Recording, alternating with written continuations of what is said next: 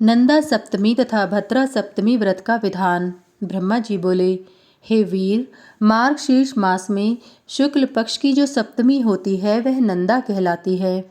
वह सभी को आनंदित करने वाली तथा कल्याणकारिणी है।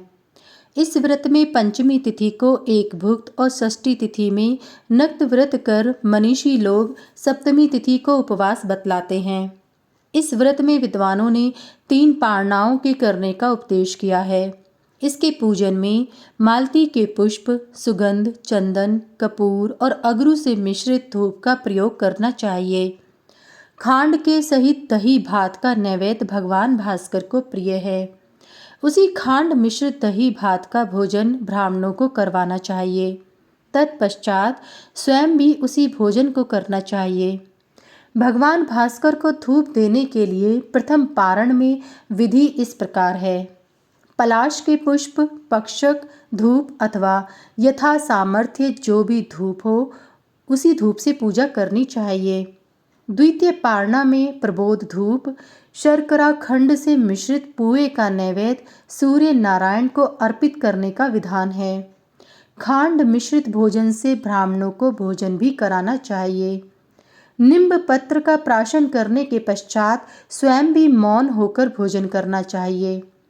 तृतीय पारणा में भगवान भास्कर को प्रसन्न करने के लिए नील या श्वेत कमल और गूगल के धूप तथा पायस का नैवेद्य अर्पित करना चाहिए। प्राशन में तथा विलेपन में भी चंदन के उपयोग की विधि कही गई है। मनुष्यों को सदा पवित्र करने वाले भगवान सूर्य नारायण के नामों को भी सुने। विष्णु, भग तथा धाता ये उनके नाम हैं। प्रत्येक पारणा में क्रमश विष्णु प्रियताम इत्यादि उच्चारण करना चाहिए। इस विधि से जो मनुष्य दत्तचित्त होकर भगवान भास्कर की पूजा करता है वह इस लोक में अपनी कामनाओं को पूर्ण करके अनंत काल तक आनंदित रहता है। तत्पश्चात सूर्य लोक में जाकर वह वहाँ भी आनंद को प्राप्त करता है। ब्रह्मा जी बोले, शुक्ल पक्ष में सप्तमी तिथि को जब हस्त नक्षत्र हो तो वह भद्रा सप्तमी कही जाती है। उस दिन भगवान सूर्य देव को पहले घी से, अनंतर दूध से, तत्पश्चात इक्षु रस से स्नान कराकर चंदन का लेप करना चाहिए। तत्पश्चात उन्हें गूगल का धूप दिखाएं। चतुर्थी तिथि को एक भुक्त तथा पंचमी तिथि को नक्त व्रत करने का विधान है। षष्ठी तिथि को अयाचित रहकर सप्तमी तिथि को उपवास रखना श्रेष्ठ कहा गया है।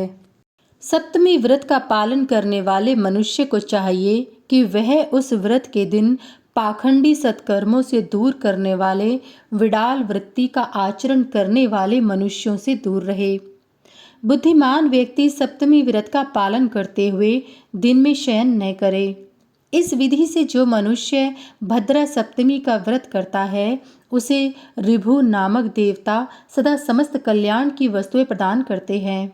जो मनुष्य इस तिथि को शाली चूर्ण से भद्र वृषभ बनाकर सूर्य देव को समर्पित करता है उसको भद्र पुत्र प्राप्त होता है और वह जीवन पर्यंत आनंदित रहता है। जो मनुष्य भक्ति पूर्वक सप्तमी कल्प को प्रारंभ से सुनता है वह अश्वमेध यज्ञ के फल को प्राप्त करने के पश्चात परम पद मोक्ष को प्राप्त होता है।